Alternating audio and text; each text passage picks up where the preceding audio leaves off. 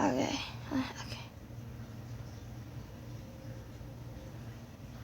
I want you all to close your eyes and think about your children's voice, your nieces, your nephews, your friends. Can you hear their voices? Imagine being woken up to stop, don't hurt me, leave me alone. This happened to me a year ago, and when I woke my son up, he told us that he was being bullied by a child. He gave us the name, the place it happened. He had told us that he went and talked to a few people at school, and they told him that the child didn't bully people. So we called a meeting, we went to the meeting, all his teachers were there, his guidance counselor, and they basically told my son that this child doesn't do that, and they asked him 5 different ways of the story. So in the end, my child ran out of the room crying, saying they would never believe me. I wrote letters to the Board of Ed, to the news. I tried to go above and beyond to help him in the situation, and we ended up transferring him out of that school. Tonight we're going to talk about the bullying free zone posters and letters that we all get home for our kids. When the situation happened with my son, we were told that the teacher didn't have time to notice the side comments or the situations that happened with this child and my son. I was really surprised that they don't have time, because I feel like if you're teaching and you're in there, and you should hear that. Like, there should be a sign. My child went from a presidential honor roll student in 2nd grade to almost failing 3rd grade.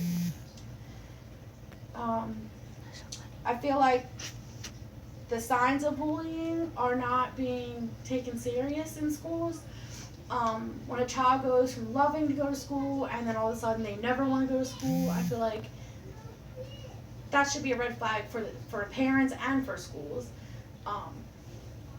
Professor Goldrich explains that stress in the classroom can be a contributing factor.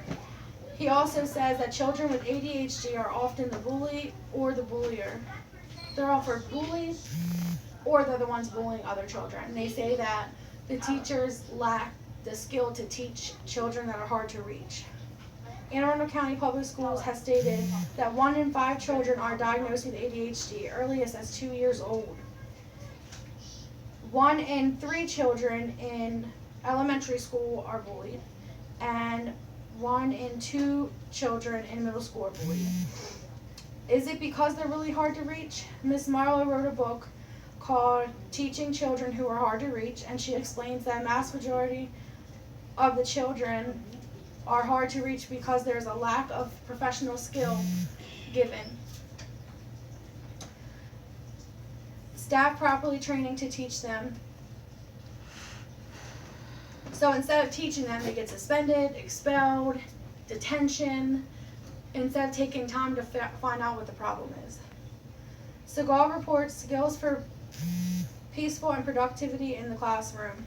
He states that most classrooms are chaotic, loud, and unable for a child to completely learn because of the children in today's generation.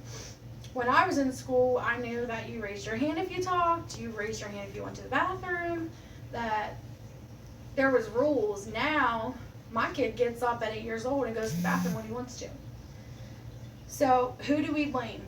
Is it the parents' fault? Is it the children's fault? Is it the school's fault? I feel like as parents we have to do more. What can we do? What is the school obligated to do? Psychology Today reports that the school is only obligated in the state of Maryland to write a bully report and place it in a binder. It never leaves this binder unless something tragic happens. Unfortunately, a lot of tragedies do happen. 1 out of 10 elementary school students starting at age 9 are hospitalized for mental health issues from bullying. Or we could be like the parent on ABC News who jumped on the bus and punched a kid in the face because they bullied his daughter. But then we go to jail. And we teach our kid that violence is the answer. So I think there's such a gray area when it comes to what we can do. As for parents, I think the posters up in the schools should state signs of bullying, effects of bullying. I think that there should be statistics on these posters. Let's educate our children. Let's teach them what really happens when you're bullied. I sat my son down and explained to him that I was bullied as a kid for being fat, and he cried his eyes out in disbelief that, like, I wasn't a cool kid in school. So I don't think my kid would ever bully again. I think now at this point he's trying so hard to stick up for himself.